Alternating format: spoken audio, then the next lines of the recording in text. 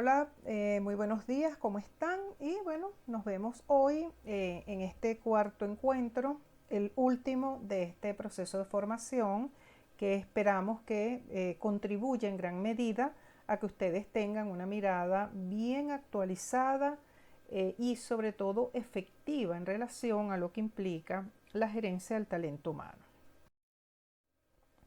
Hoy vamos a estar haciendo referencias entonces a los retos o desafíos que frecuentemente enfrentan las personas en las organizaciones. Y vamos a comenzar con el primer desafío que tiene que ver con la cultura organizacional y su vinculación de alguna forma con el ejercicio del liderazgo. Entonces fíjense que cultura ha sido uno de los aspectos que más se ha estudiado también, visto en el ámbito no solamente social, sino desde el punto de vista de las organizaciones. Y hay autores que piensan que la cultura organizacional es la forma característica de pensar y hacer las cosas en una empresa.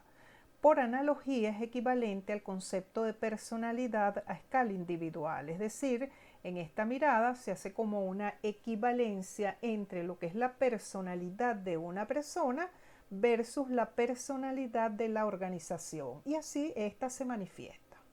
Por el otro lado, hay quien piensa que es un conjunto de valores y normas compartidos que controla las interacciones entre los integrantes de una organización. Está formada por las personas que la integran, por su ética, por los derechos laborales que se le otorgan y por el tipo de estructura que utiliza. Entonces, fíjense que aquí la mirada o el énfasis de la cultura organizacional es en relación a cómo es el comportamiento e interacción de las personas, cómo se maneja la ética de las personas en esa organización, cómo se manejan los derechos laborales y cómo es la estructura organizacional. Fíjense que en este caso entonces sí, la dinámica de las personas es que a lo mejor en una determinada organización como rasgo la ética no es muy importante, pues ese rasgo se va a hacer evidente. También si la estructura organizacional es muy piramidal, donde hay muchos niveles de control, entonces se va a presumir que seguramente uno de los rasgos culturales que puede exhibir una organización que tenga esta característica es que las personas que la integran no tienen mucha posibilidad de interacción, de aportar, sino que las instrucciones vienen de arriba hacia abajo. Por el otro lado, hay quien piensa que es aquello que comparten todos o casi todos los integrantes de un grupo social. Esta interacción compleja de los grupos sociales de una empresa está determinado por valores, creencias, actitudes y conductas. Es decir, entonces se le da mucho peso a los valores organizacionales que vienen sustentados a su vez por las creencias y que se manifiestan en las actitudes y las conductas que las personas comparten en un determinado grupo organizacional. Entonces de allí que seguramente que ustedes lo han visto, cómo tú llegas a una organización y tú ves cómo las personas se comportan, las actitudes que de alguna manera se hacen evidentes y que para ellos es natural y eso los caracteriza. En algunos casos esto puede tener visos positivos y en otros casos puede tener visos negativos.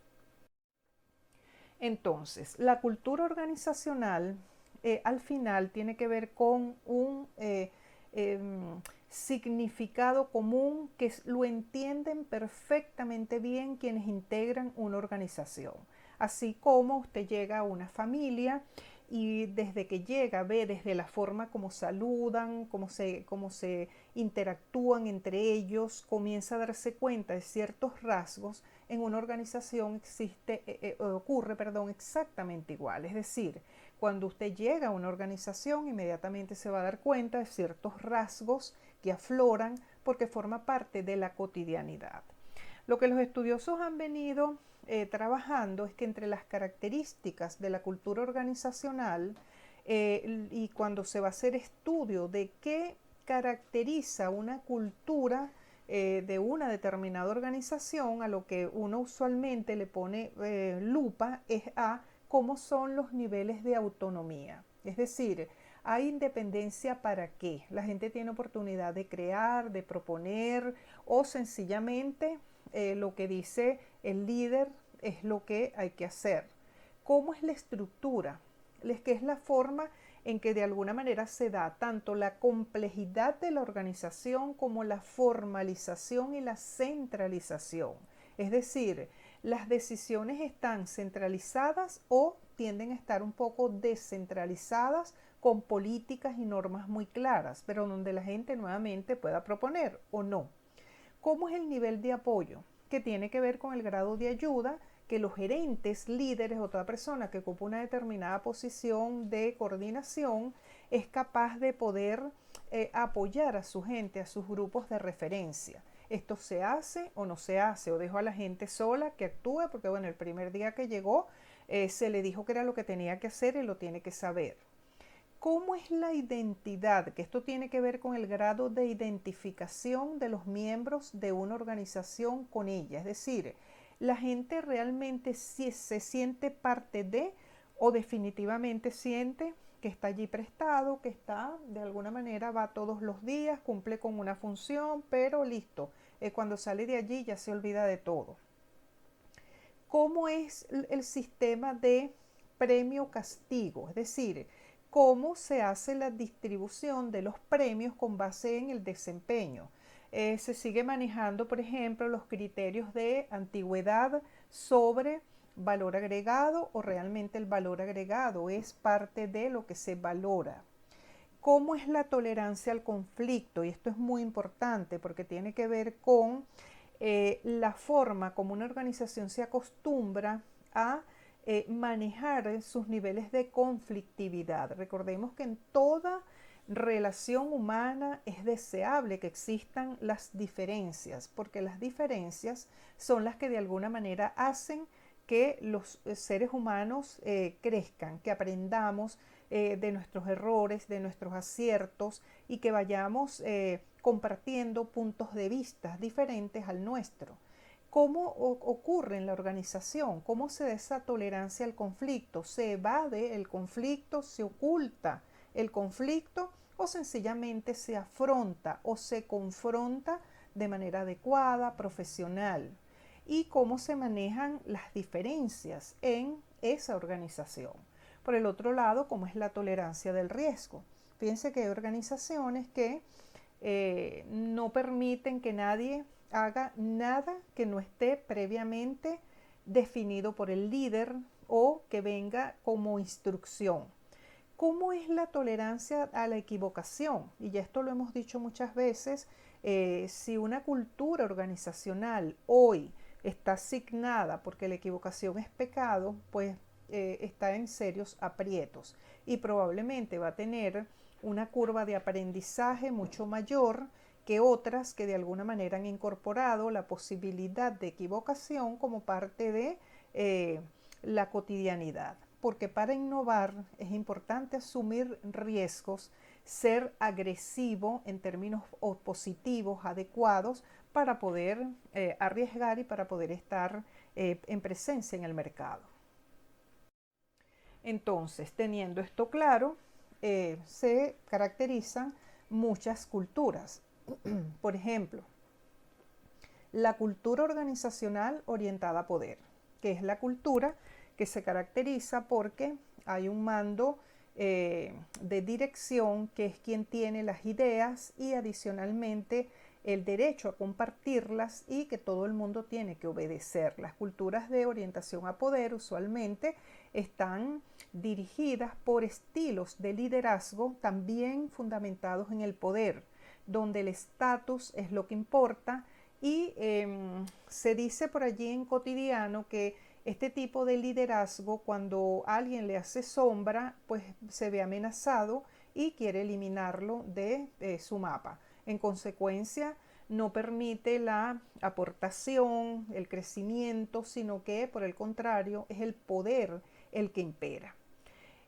Por el otro lado, hay otras culturas que más bien están orientadas a las normas. Entonces, fíjense que no necesariamente hay un uso del poder, pero sí son organizaciones muy normativas Y no significa que las organizaciones no deban tener un marco legal, jurídico que las rige y que tienen que tener políticas internas. Esto tiene que estar siempre muy presente. Pero es importante que se sepa que las normas hay que estarlas revisando. Y hay momentos en la historia de la humanidad donde las normas hay que revisarlas con mucha frecuencia. Justo estamos en un momento como ese, donde las normas que fueron y que tenían sentido en un momento determinado, pues muchas de ellas hoy no se justifican. También la cultura organizacional orientada a resultados, entonces es la que está caracterizada por evidencia del resultado. Y fíjense que estas organizaciones casi siempre se orientan no solamente a resultados en cuanto a sus productos y servicios, sino también en cuanto a cómo son percibidas por su mercado objetivo. De hecho, pudiera ser que hoy tengamos una prevalencia en el ideal de que estas organizaciones pudieran ser las que mejores resultados estén ofreciendo. Estas organizaciones tienen que estar marcadas por líderes innovadores que de alguna forma pues generen crecimiento en sus equipos de trabajo, que permitan que la gente aporte, que desarrollen talentos y que todo el mundo se incorpore para que en conjunto se puedan obtener esos mejores resultados. Y la cultura organizacional orientada a las personas, que es la cultura afiliativa, que lo que le importa mucho es el relacionamiento, que todo el mundo se lleve bien, donde los líderes son amigos de los equipos de trabajo, pero pudieran tener un riesgo de bajar un poco el nivel a las exigencias, porque se hace alianzas personales, subjetivas, y allí pues la parte objetiva pues puede comenzar a tener serias dificultades, lo cual significa que es muy importante tener claro que esto pudiera ser. ¿Cuáles son los diversos estilos de liderazgo que operan en cada una de ellas? Pues de alguna forma ya lo hemos visto. Las organizaciones orientadas a poder requieren líderes orientados a poder. Las organizaciones normativas requieren personas un poco inflexibles, un poco rígidas, con mentalidad más bien fija, menos mentalidad de crecimiento expansiva y mucho más mentalidad de las cosas se hacen de manera rutinaria, porque así se hace aquí, es como se ha venido haciendo. Muy burocráticas. Las organizaciones orientadas a resultado, entonces, bueno, más bien están dinamizadas a justo eso, ubicar que los resultados sean los esperados. Y las organizaciones orientadas a la gente, entonces cuentan más con líderes afiliativos que lo que más valoran definitivamente es el relacionamiento entre las personas, porque tienen grandes necesidades afectivas de ser aceptados y de ser queridos. ¿Qué sería el ideal? Que una cultura organizacional concentre quizás un poquito de cada cosa. Toda organización tiene que tener un uso adecuado del poder para poder establecer límites. Toda organización tiene que hacer uso adecuado del marco normativo. Toda organización debería estar orientada a resultados y toda organización debe considerar a las personas que la integran un valor fundamental, pero en equilibrio. Entonces, estos tipos de cultura deberían estar conviviendo de manera adecuada. Esto, entonces, ¿qué hace? Que determina lo que se conoce como las culturas organizacionales fuertes o débiles.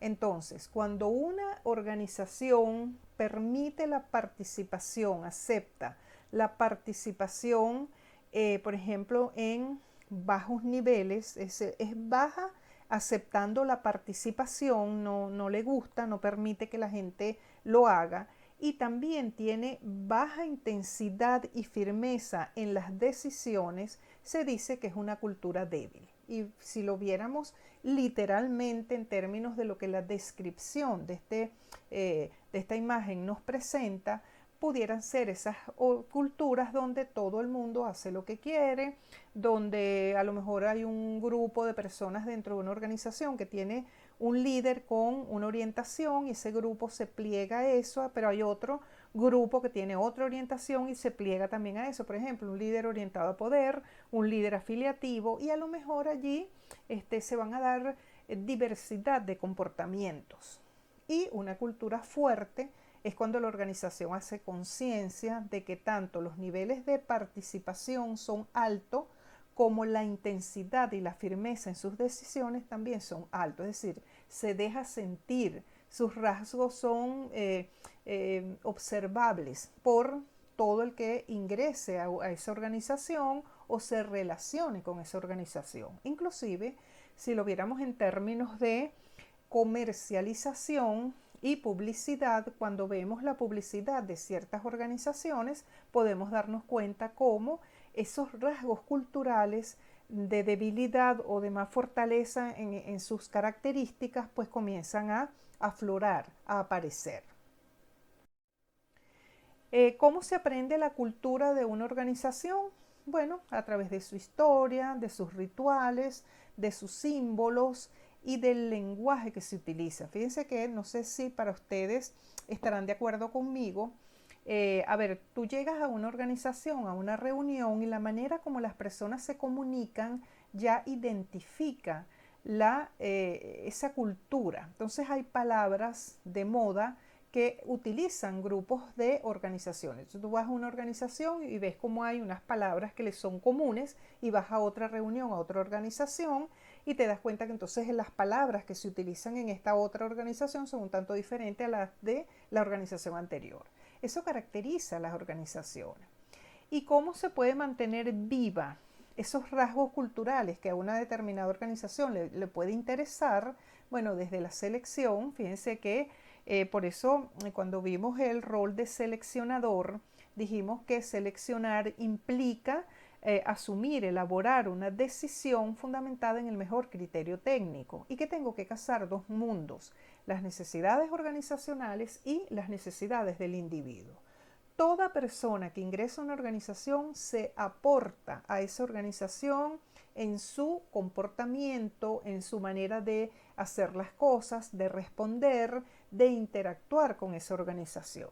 En consecuencia, la selección permitiría incorporar a una organización personas cuyos valores de alguna forma tienen coincidencia con mis valores organizacionales. Por supuesto que la alta gerencia también está llamada a mantener esos rasgos culturales y el proceso de socialización que se da en las organizaciones, no solo cuando ingresa una persona, sino en la permanencia de una persona a lo largo de su vida y su vinculación con esta organización, sea un año, 15, 20 años. Es decir, ese proceso de socialización está en permanente trabajo, porque bueno, hay personas que se van de la organización, vienen otras personas, y esa persona que permanece en la organización de alguna manera contribuye a que ese proceso de expansión de esos rasgos culturales se dé a partir de el relacionamiento. Y entonces, dentro de esto, uno de los aspectos fundamentales que caracterizan la cultura de una organización tiene que ver con los valores. Es decir, los valores pareciera que son el cimiento sobre el cual descansa todo éxito personal y organizacional.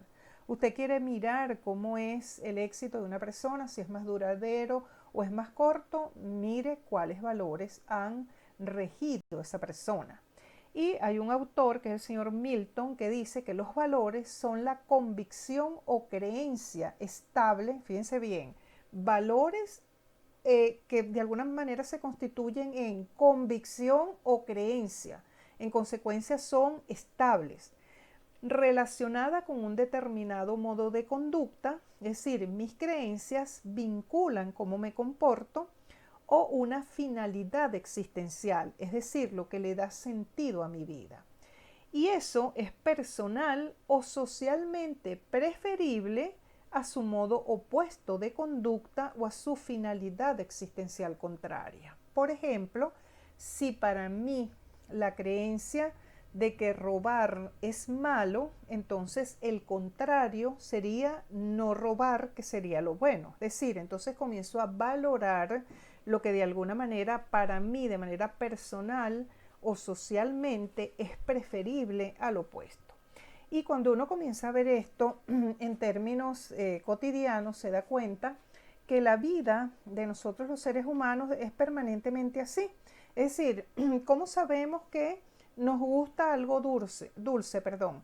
Porque bueno, seguramente que hemos probado otros sabores que podemos diferenciar una cosa de la otra. Si no tuviésemos un balance o una balanza que nos permitiera ver una cosa respecto a otra, pues no podríamos saber si es bueno o si es malo. Entonces, para este autor, los valores son esa posibilidad que tenemos los seres humanos que luego se convierte en una convicción, en una creencia de que algo en lo que yo creo tiene un opuesto que es negativo. Y por eso yo creo en esto que es positivo.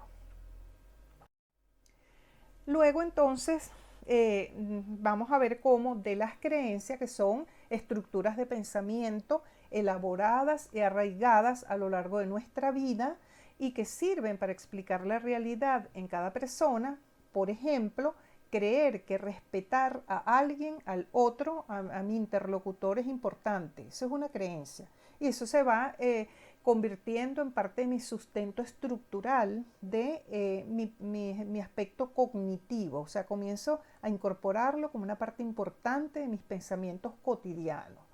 Luego eso, con el tiempo, se va constituyendo en un valor, que el valor no es otra cosa que las convicciones asumidas a lo largo de nuestra vida y que su incumplimiento pueden estar ocasionando sanciones internas. Es decir, si lo que decíamos anteriormente, robar es malo y para mí ese es un valor, bueno, si una persona roba, pues tiene que tener una sanción interna porque sabe que lo está haciendo mal.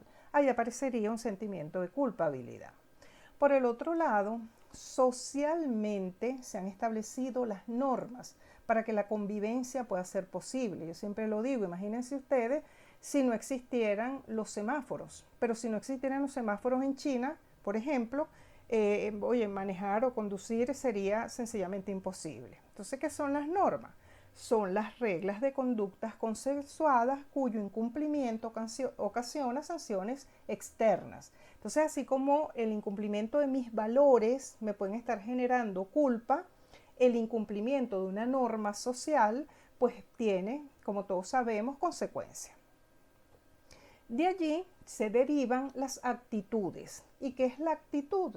No es otra cosa que la tendencia evaluadora positiva o negativa con respecto a una persona, hecho o cosa. Por ejemplo, si estamos hablando de respetar al otro, por ejemplo, una actitud pudiera ser que una persona valore positivamente mi expresión de agrado y respeto frente a otra persona. Entonces, por ejemplo, cuando una persona ve que alguien llega a un sitio y saluda respetuosamente, si para mí eso es importante y para mí el respeto al otro es un valor, cuando yo observo que alguien está haciendo cosas adecuadas, seguramente que en mi actitud va a ser positiva y se va a notar. Por el otro lado, las actitudes se notan en conductas.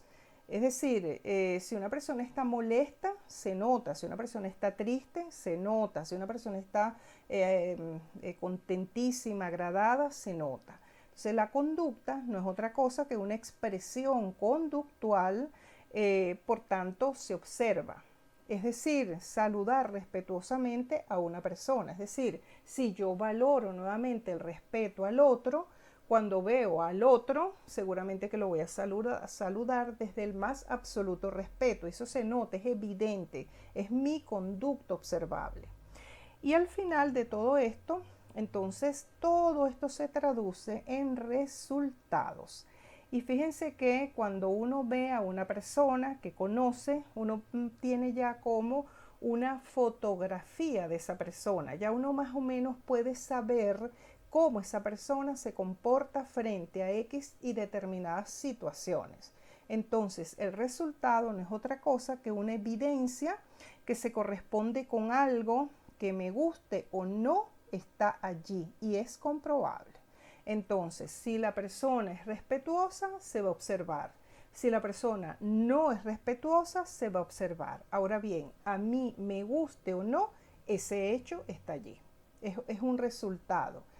Esto se da entonces, fíjense, en el marco de toda convivencia humana, pero en el ámbito de las organizaciones, pues es fundamental y es muy, pero muy importante porque, nuevamente, en una organización no solamente elabora productos y servicios, sino que una organización, de alguna forma, es un espacio, como decíamos, para producir resultados, y uno de sus resultados es la convivencia social en el ámbito donde se desenvuelve. De allí que el ejercicio del liderazgo es determinante para que la imagen que esa organización pueda reflejar a partir de sus integrantes sea consona con los valores organizacionales, que de alguna manera proyecte lo que para esa organización es importante. De allí, fíjense, también se han distinguido como lo que se conoce en términos de valores, como los valores terminales y los valores instrumentales.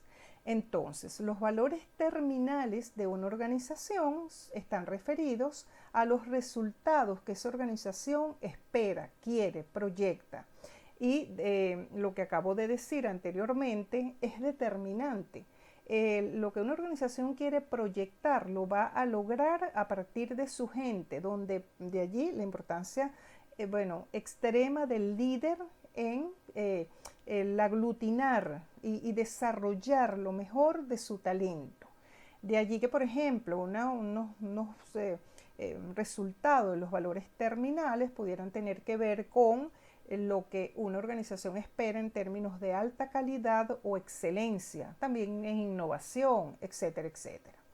Y hay otros valores que son más instrumentales, que están más referidos a la cotidianidad, es decir, el hecho de que la persona sea servicial, o que la mayoría de las personas de una organización sean serviciales, que les guste trabajar, generar agregación de valor, etcétera, etcétera. Entonces vemos cómo los terminales tienen que ver con esa imagen que de alguna manera externamente se proyecta, y los instrumentales son los que en la cotidianidad se van dando para que los terminales sean una realidad.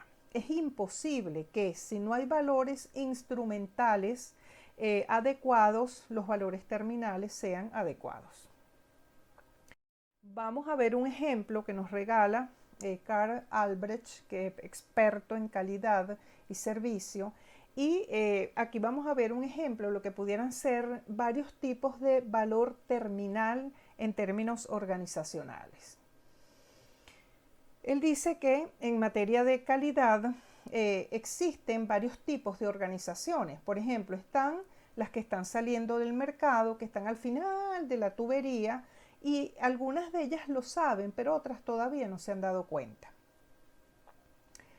Hay otro grupo de organizaciones que son las que se aferran tenazmente a la mediocridad, es decir, probablemente se mantendrán en el mercado, no se sabe hasta cuándo, pero hacer las cosas bien no forma parte de su preocupación. Son organizaciones que, como decíamos anteriormente, cada quien hace lo que quiere y no hay un estilo de liderazgo que de alguna manera focalice y que de alguna manera unifique ciertos comportamientos. Están las que de alguna manera están muy cercanas a ese nivel intermedio, que son las que están presentes, que están haciendo lo básico para mantener una participación de mercado, pero lo básico, fundamentalmente. Y de allí entonces tenemos las que de alguna manera realizan un esfuerzo muy serio, en donde la calidad se convierte en cultura organizacional, se reformulan, se innovan de manera permanente, están activadas en adecuarse de una manera muy adecuada a los diversos desafíos. Y por último están las que forman parte del estado del arte, son las que perciben el servicio como una forma de arte, eso formaría parte de su misión, de su visión, preservar y refinar su imagen de manera permanente.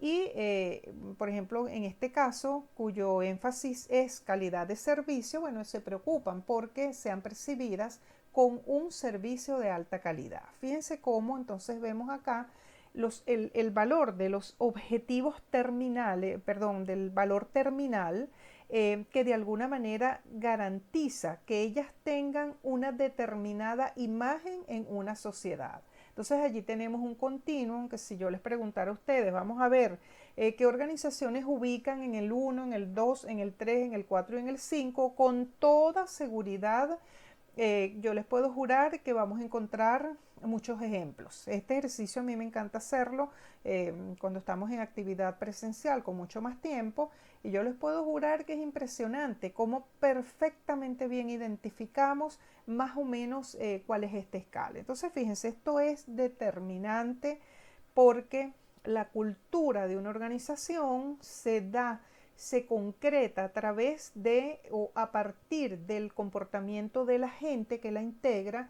y de cómo la gente percibe todo este aspecto. Luego vamos a pasar con otro elemento que es muy relacionado a la cultura y que guarda mucha relación también con el ejercicio del liderazgo, que tiene que ver cómo hacer para que la gente gane poder e influencia. Pero este poder al cual estamos haciendo referencia acá no es el poder con visos negativos, sino más bien empoderar a la gente. Este poder implica tener autoridad sobre otras personas para ser capaz de hacer que las cosas pasen. Es decir, es el tipo de liderazgo que de alguna manera hace a partir de la utilización de diversas estrategias y está facultado para eso. Cómo puede hacer que su gente crezca, cómo puede desarrollar los diversos talentos, cómo puede hacer para que de alguna manera la gente dé lo mejor de sí, se comprometa, que ese compromiso sea absolutamente evidente. En este sentido, las investigaciones que han hecho han cruzado dos tipos de variables, es decir, el poder personal que tendría que ver con el uso que yo hago de esa posibilidad que tengo versus mis resultados, es decir, mi desempeño personal. Entonces, cuando yo como individuo tengo un poder personal inadecuado y también tengo un desempeño personal inefectivo, ahí se habla de que falta poder. Es decir, pudiera ser la persona que no tiene claro su objetivo de vida, le importa igual hacer una cosa o hacer otra, no tiene conciencia de sus propios límites y en consecuencia, pues sus resultados van a ser nefastos, van a ser sin sustento, van a ser inadecuados. Imagínense usted una persona dirigiendo en roles de liderazgo con esta característica. Pero también el poder se pudiera dar de manera suficiente. ¿Qué significa esto? Que es el uso adecuado del poder. Fíjense que, por ejemplo, un líder en el ejercicio de su rol, si hay una situación difícil, traumática en la organización, tiene que asumir posturas de dirección. Ahí no puede hacer mesas redondas, por ejemplo, para ver qué piensa todo el mundo, la participación. Muchas veces tiene que tomar decisiones drásticas y eso es adecuado.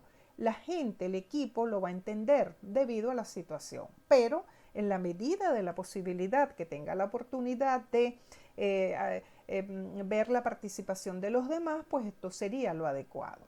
Entonces, cuando una persona hace uso de su poder personal suficiente y también su desempeño personal es efectivo, se dice que el poder personal allí es otorgado. ¿Y por qué es otorgado? Porque la mayoría de las personas lo van a estar respetando.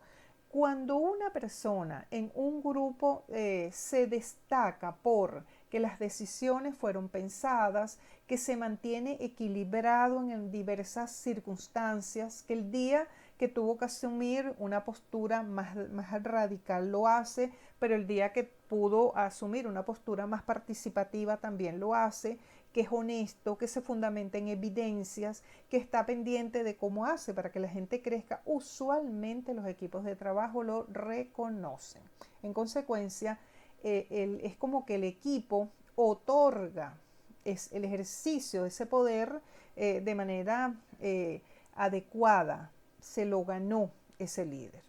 Por el otro lado, cuando este poder personal es excesivo y el desempeño personal es bajo, inefectivo, entonces se dice que hay abuso de poder. De hecho, muchas investigaciones han dado cuenta de que cuando la persona es orientada a poder personalizado, es decir, que suele abusar del poder, es una persona con serias dificultades de autoestima afectiva, se sabe incapaz y por eso hace uso del poder de manera adecuada. Y también hay autores que dicen que cuando una persona con esta característica está en una posición de poder, con un manejo de un presupuesto muy adecuado, ni les cuento los impactos que puede resultar. O sea, esto puede perfectamente bien llevar a una organización a la quiebra o asumir posturas absolutamente inadecuadas a las circunstancias, a las características del mercado, etcétera, etcétera. Entonces, el uso y manejo del poder tiene que ser una característica que en principio los líderes aprendan a manejar de manera adecuada, efectiva y que luego puedan transmitir y compartir con sus equipos de trabajo a los efectos de que puedan ayudarlos a que ellos desarrollen de igual forma pues la característica adecuada en un equilibrio que va a estar muy supeditado a la circunstancia externa. Dicho de otra forma, la circunstancia externa,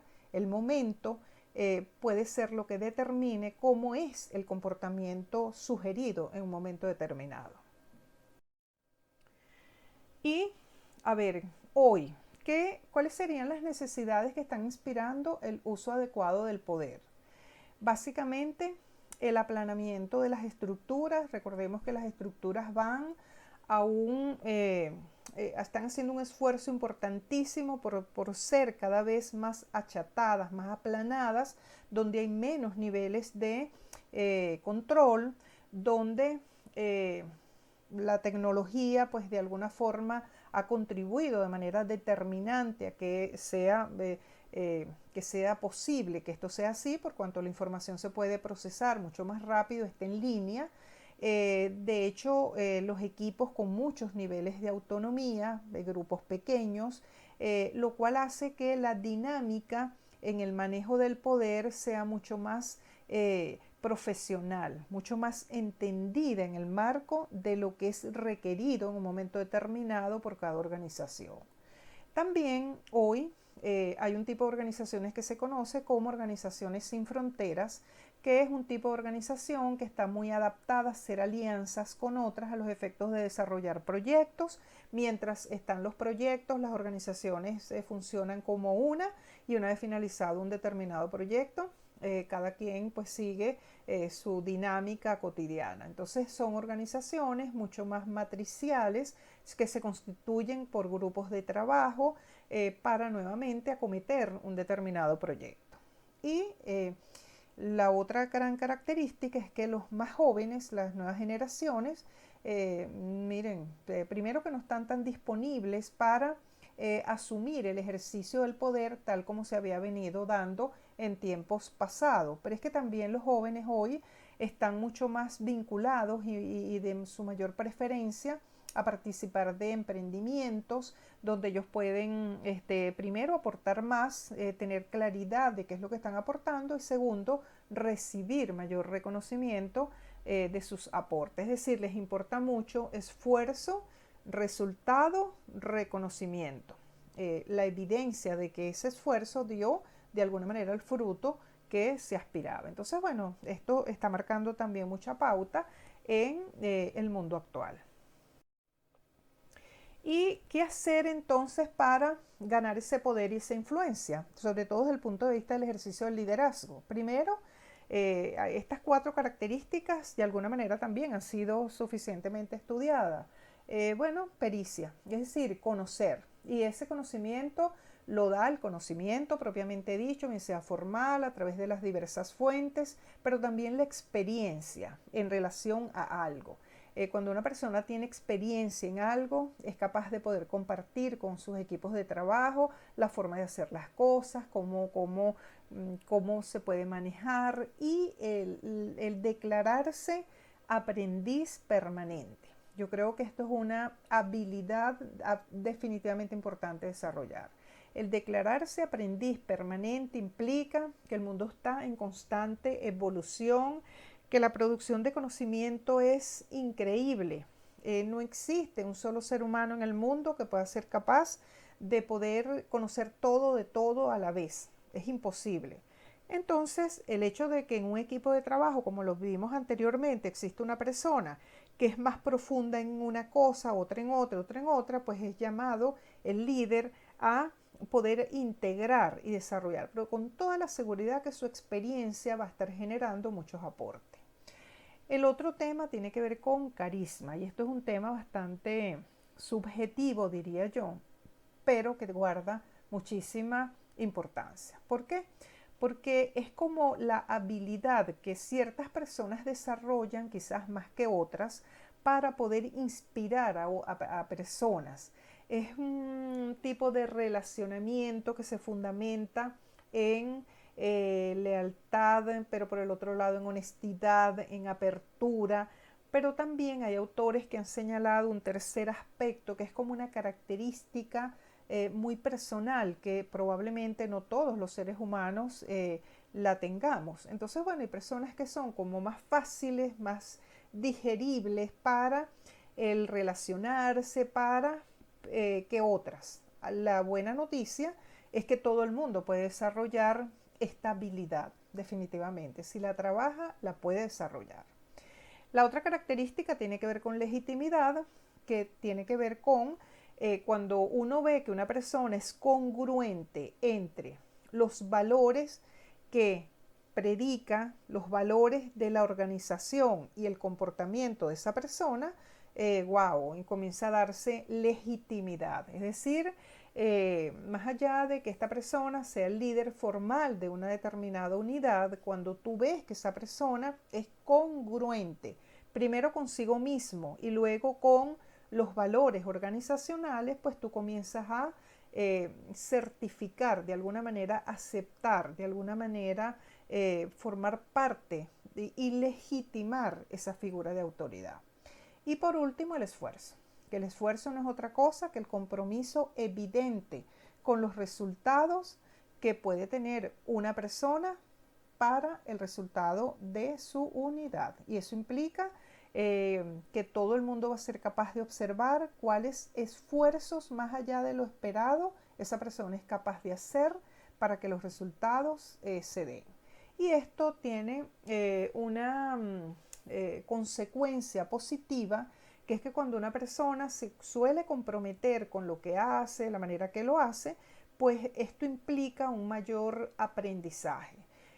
Lógicamente, cuando una persona tiene que ver con algo, con un tema, con una situación, se mete, la trabaja, pues evidentemente que eso va nutriendo no solamente su acervo cognitivo, sino también su acervo experiencial, lo cual hace que esa persona pues pueda aportar a otros cosas muy, pero muy interesantes. Entonces, ¿cómo ganar poder e influencia? Practicando todas estas características para que los demás, para tener aceptación en los demás. Y vamos a detener acá el video como siempre para pedirles a ustedes que hagan dos reflexiones. Una que tiene que ver con la cultura organizacional, con los elementos. Ustedes seleccionan una organización y analizan cómo es los niveles de autonomía individual, cómo es la estructura, cómo es el apoyo, cómo es la identidad, cómo es la premio-castigo, cómo se da eso en términos del desempeño de la gente, cómo es la tolerancia al conflicto y la tolerancia al riesgo. Luego les pedimos que por favor también piensen ustedes en qué estrategias utilizarían ustedes para facilitar que los líderes de esa organización que ustedes seleccionen ganen poder e influencia. O sea, más allá de las recomendaciones que estamos dando acá, ¿qué harían ustedes para asegurar que los líderes hagan eso? Vamos a tomarnos unos minutos y volvemos. Y bueno, ya de vuelta por acá. Entonces, el tercer reto que tiene toda organización es gerenciar el cambio. Ya lo hemos dicho suficiente, señores, el cambio, bueno, aparte de que el cambio siempre fue un hecho, es una realidad, hay momentos en que el cambio se hace como más acelerado, es como que se le pone así pilas nuevas y se acelera más. Entonces, toda organización es importante que desarrolle ciertas capacidades para el cambio. Entre las capacidades que está estudiado que tiene que desarrollar una organización a partir de su gente es, por supuesto, innovación, la posibilidad de reaccionar rápidamente, diseñar una infraestructura apropiada y ejercer un control adecuado. No un control excesivo de orientación a poder inflexible, sino todo lo contrario, empoderado con la disponibilidad de poder estar observando las posibilidades de cambios, a donde nos debemos mover con mayor rapidez. Y eso haría que se desarrolle una visión de futuro, creando una estructura y sistemas administrativos adecuados con el ejercicio de un liderazgo también adecuado para dirigir todo este proceso. Ahora bien, ¿qué pasa con las organizaciones? También lo hemos visto anteriormente, que existen fuera de las organizaciones hechos, y ya dijimos que esos hechos, dependiendo de cuando yo organización los analizo en mi interior, algunos de esos hechos se constituyen en positivos y otros en negativos. Cuando un hecho tiene impacto positivo, se dice que es una fuerza impulsora para lograr que yo, organización, logre mis resultados. Pero cuando un hecho de eso tiene más bien connotación negativa, se dice que se constituye en una fuerza inhibidora, es decir, va a impedir que mis resultados sean los más adecuados. En consecuencia, la organización tiene que estructurar mecanismos para poder desaprender lo aprendido y seguir adelante. Y aquí hay autores que de alguna manera hablan de este modelo de cambio que habla de justo descongelar las creencias, las prácticas, la manera de hacer las cosas hasta ahora. Una vez que descongelas eso, que eso se traduce en términos reales organizacionales, es movilizando a la gente para ver cómo es que podemos cambiar. Entonces allí se da como una tormenta de qué cosas podemos hacer diferente para poder obtener los resultados esperados. Luego, la fase de movilización es que se incorpora el resultado de lo producido que orienta a nuevas formas de hacer las cosas, y luego en la etapa de recongelamiento lo que se hace es que se difunde a toda la organización y ya se constituye en práctica cotidiana por un tiempo. Entonces, es descongelar mis sistemas de creencias, incorporar lo nuevo y luego consolidar otra vez mis sistemas de creencia, pero con una condición, entendiendo que el cambio es permanente y que en este momento está dando resultados, pero que eventualmente en otro momento pudiera ser que no. Ahora bien, más allá de estas estrategias, que créanme que hay muchísimas estrategias de cambio, esta estrategia corresponde al señor Argyris. Yo quiero hacer referencia a lo que es el cambio en términos humanos. Fíjense que el cambio tiene dos componentes. El primer componente del cambio es un hecho, una situación, algo. Es decir, el cambio está caracterizado por algo objetivo.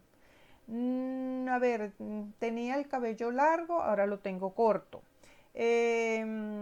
No sé, ayer llovió, hoy no llueve. Es decir, siempre va a estar caracterizado por un dato que me va a permitir a mí saber de qué se trata ese cambio. Eso está allí y es así. Ahora bien, ¿qué es lo importante en términos organizacionales? Conocer que ese hecho en las personas que integran la organización van a tener un impacto psicológico al cual se le llama transición. La transición no es otra cosa que un estado de inestabilidad psicológico que opera en las personas de un conglomerado humano una vez que saben que algo va a cambiar. ¿Y qué puede generar ese estado de transición, de inestabilidad? A ver, que me cambian el jefe, que me cambian de espacio físico, que cambian la estructura, que viene una nueva tecnología, que voy a trabajar ahora desde casa, que los compañeros de trabajo fueron redistribuidos, etcétera, etcétera, etcétera, etcétera. Es decir, el hecho del cambio puede ser cualquier cosa. De allí que yo los invito a que diferenciemos siempre que estemos en intranquilidad dos cosas. Y esto también opera para la vida en general. Uno, ¿qué es lo que cambió? ¿Cuál es el hecho real? Ahora bien, dos, ¿qué ocasiona en mí ese cambio? Y se ha estudiado que un cambio organizacional es pasar de una situación A actual invivible, ya no es posible, a una situación B deseada, que sería el sueño en algunos casos, o en otros casos no hay opción, es lo que hay que hacer. Es decir, siempre un cambio implica pasar de una situación A a una situación B.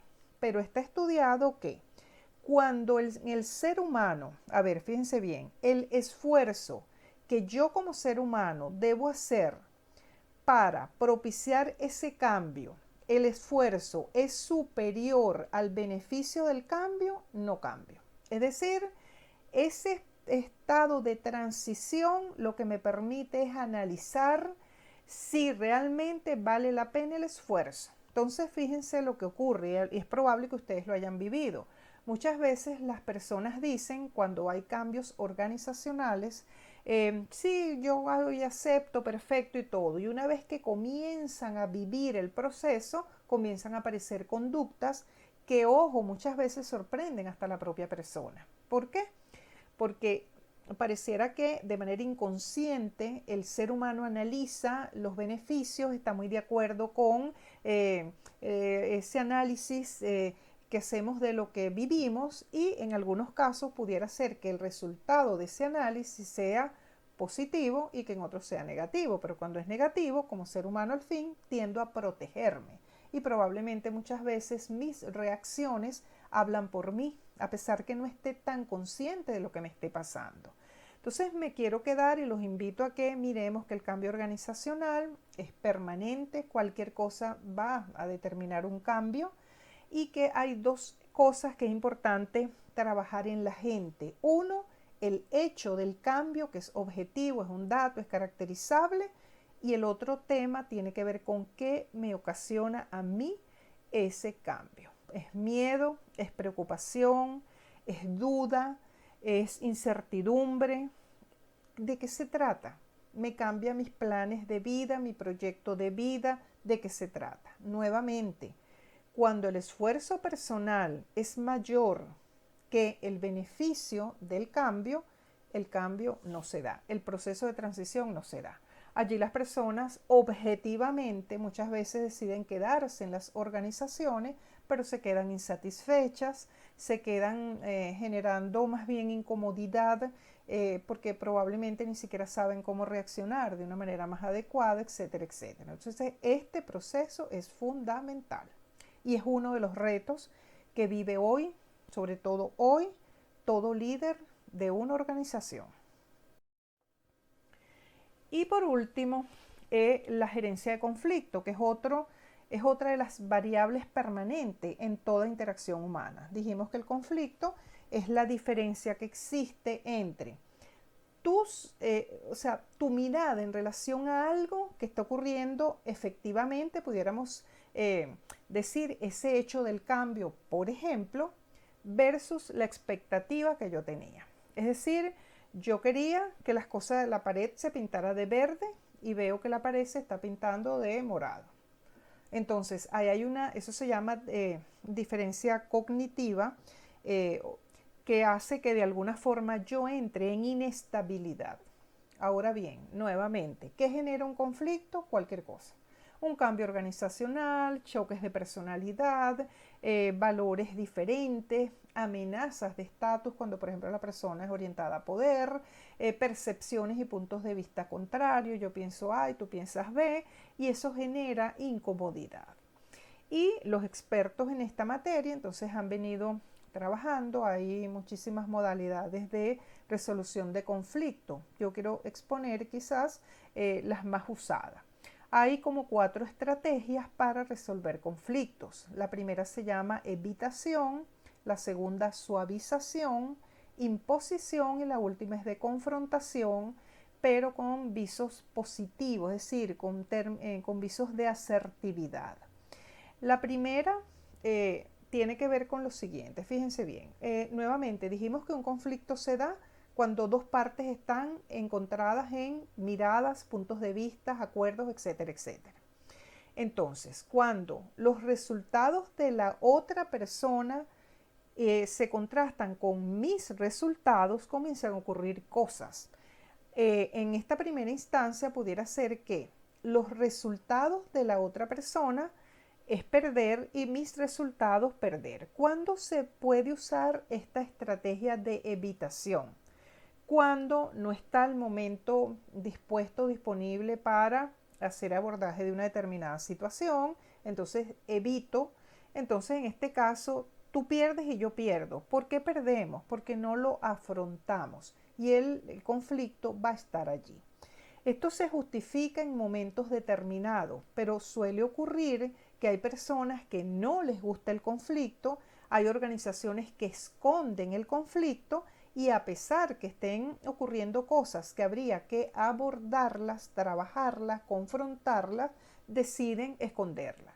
Cuando hay un disparador del conflicto y no se aborda, la estrategia que está en juego allí es evitación, pero ahí todo el mundo pierde, ahí no hay ganancia.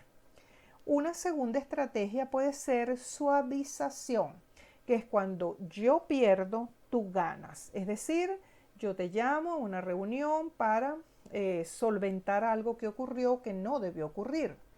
Y ante mi primera abordaje de la situación, tú me dices, me das 2 argumentos y me dices que definitivamente no tengo razón y que no te interesa el tema y yo te digo, ah, bueno, perfecto, bueno, es verdad, vamos a dejarlo así, listo, se acabó, todo el mundo se para, se va, chévere. Ahí yo pierdo, tú ganas. Entonces a esa estrategia se le llama suavización. ¿Cuándo aplica correctamente esta estrategia? Cuando tú ves que tu contraparte está muy molesta, que sobre todo tiene rasgos muy agresivos o no está en condiciones físicas para poder hacer abordaje de una situación. Entonces tú bajas la guardia, pero buscas un momento para hacer un abordaje adecuado. La tercera estrategia, entonces, es exactamente al revés. Es de imposición. Es cuando yo gano, tú pierdes. Y aquí se da exactamente el caso contrario. Te llamo para hacer una reclamación de algo que ocurrió. Cuando hablamos, tú me das tus argumentos que son reales, que tienen sustento, que valdría la pena escuchar, pero yo, como soy la jefa, te digo que no me importa escucharte, que no te quiero escuchar y que yo tengo la razón y que a partir de este momento las cosas se hacen como yo quiero. Y la persona se paran, se van, chévere. Es decir, yo gané porque yo hice valer mi poder excesivo por la posición probablemente que ocupo dentro de la organización y tú aceptas porque te sabes en desventaja.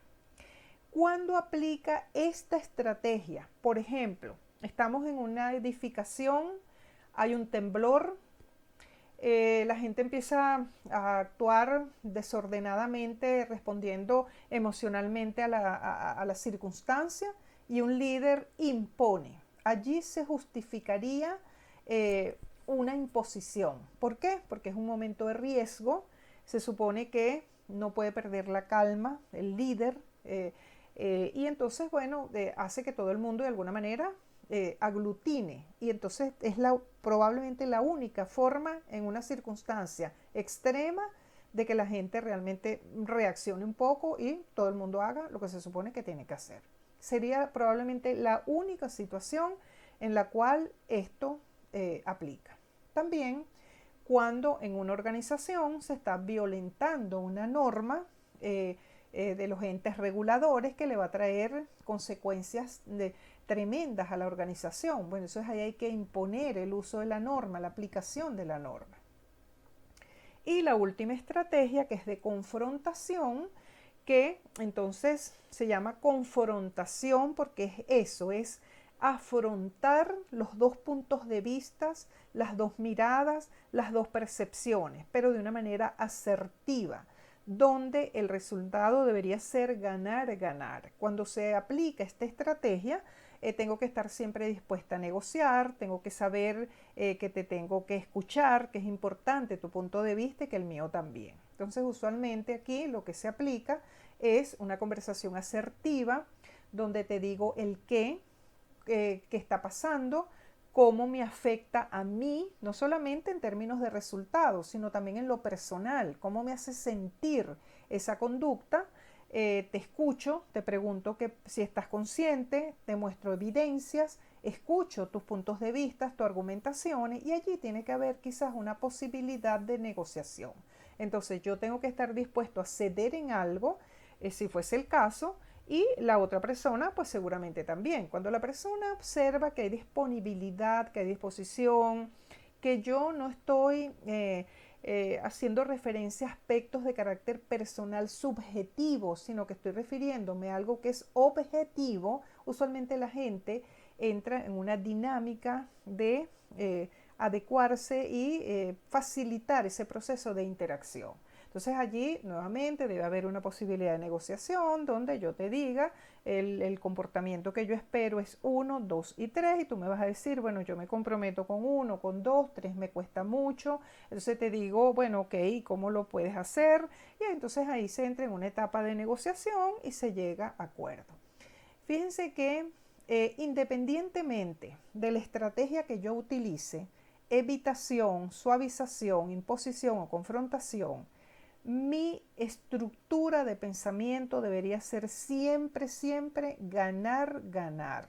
Es decir, yo lo que tengo que desarrollar como habilidad es la creencia que yo tengo razón y tú tienes razón y que si ambos compartimos puntos de vista, a pesar que tenemos miradas diferentes, podemos llegar a acuerdos y que tenemos que llegar a acuerdos para poder generar resultados. Si yo me convenzo de que el respeto que yo como ser humano requiero y exijo también tú lo mereces y es así como debe darse, pues se va a dar una interacción mucho más adecuada. Este otro modelo de resolución de conflicto que entonces cruza dos variables, que es la variable de cooperación, que tiene que ver con el intento por satisfacer los intereses de la otra parte cuando una persona se pone empáticamente en el zapato del otro, versus asertividad, que es el intento por satisfacer los intereses propios, que tiene que ver con, de alguna forma, se pueden dar de manera diversa. Entonces, cuando la variable cooperación está abajo, es decir, no soy cooperativo y tampoco soy asertivo, la conducta que usualmente se da en términos de conflicto es evadir o retirarme. Porque, bueno, no me interesa tampoco la otra parte, ni tampoco me interesa mucho, no estoy muy claro, ni tampoco me interesa mucho tener una postura. Entonces, bueno, sencillamente no estoy. Cuando estas dos variables están cruzadas en términos intermedios, que lo que significa es que me interesa satisfacer tus intereses, pero también me interesa que mis puntos de vista, que esto tiene mucho que ver con la asertividad, cuando yo expreso lo que siento, lo que pienso de manera adecuada, respetuosa, pues hay compromiso. Es decir, me importa mucho lo que tú piensas, pero también me importa mucho lo que yo pienso. Y yo diría que el estado ideal es cuando estas dos variables están en alto nivel, cuando me muestro cooperativo y asertivo. Entonces estoy en disposición de colaborar para solucionar problemas, porque pienso en ti y pienso en mí de manera adecuada. Cuando, por ejemplo, mi nivel de cooperación, yo estoy muy pendiente de tus intereses, pero yo soy cero asertivo, estoy en complacencia. Entonces, todo lo que tú me digas, yo voy a decir que sí. Por el contrario, cuando no soy para nada cooperativo, no me interesa para nada la otra parte y solo me importa mi punto de vista, entonces estoy en dominación. Entonces, el manejo del conflicto, nuevamente, es súper importante desarrollarlo como habilidad. De hecho, para la conformación de equipos de trabajo es importante que los líderes propicien el disparar conflictos tempranos en los equipos de trabajo, porque hasta que no se produce el conflicto, no se pasa a la etapa de normalización que surge de los grupos de trabajo organizados una vez o a partir del conflicto. Y solo después de la norma viene el alto desempeño. Entonces, si yo tengo un grupo en conflicto 1000 años, pues 1000 años estaría allí y el alto desempeño va a estar muy cuestionado. Consecuencia, qué importante es todo esto. Con esto, vámonos a otro ejercicio y lo que les vamos a pedir es que argumenten en cuanto a las mejores formas que ustedes consideran serían adecuadas para resolver conflictos. Los invito a que tomen alguna situación que ustedes conozcan, manejen, para que puedan hacer uso pues de esa situación y con base en los modelos que hemos visto, ver cómo pudieran hacer para manejar el conflicto. Y bueno, hemos culminado. Muchísimas gracias por su atención. Me encantó compartir con ustedes. Esperamos en el IGES que ustedes se hayan llevado pues un gran cúmulo de conocimiento que luego con la experiencia de ustedes, recuerden siempre, es convertir este conocimiento implícito en explícito en sus equipos de trabajo para seguir haciendo y aportando esa construcción del país que es tan necesaria. Así que muchísimas gracias a todos y encantadísima de compartir con ustedes.